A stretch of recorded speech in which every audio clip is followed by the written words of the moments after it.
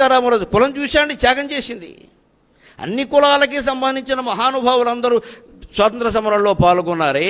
మన రాజ్యాంగాన్ని రాసిపెట్టిన ఋషీశ్వరుడు డాక్టర్ అంబేద్కర్ కులం ఏమిటి? కులం కూడా మనకెందుకండి? అది ఆయన మహానుభావుడు, ప్రాజ్ఞుడు, ఋషి, నమస్కారం చేస్తామంతే. అసలు ఆ రాజ్యాంగాన్ని రచన చేయడం ఎవడి వల్ల అవుతుందమ్మా? అంబేద్కర్ దైవాంశ సంభూతుడు కాబట్టి రాశాడు. అక్కడ సామాన్యుడి వల్ల అయ్యే పని అది.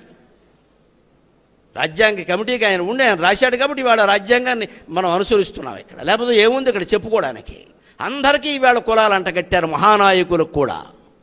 ఈ కుల వ్యవస్థని, కుల పక్షపాతాన్ని, కుల సంకుచితత్వాన్ని యువతీ యువకులే తీసేయగలరు ఖచ్చితంగా. పెద్దాళ్ళు అంగీకరించే విషయం కాదు ఇది. అందుకే నేను యువతీ యువకుల సభలోనే చిన్నవాళ్ళైనా నమస్కారం పెట్టి కోరుతున్నా, ఈ కుల పిశాచాన్ని దేశాన్ని నుంచి పారద్రోళ్ళు బంగాళాఖాతంలో కలిపేయండి. భారతదేశం బ్రహ్మాండంగా ఉంటుంది, ప్రతి రాష్ట్రము బాగుంటుంది ఖచ్చితంగా.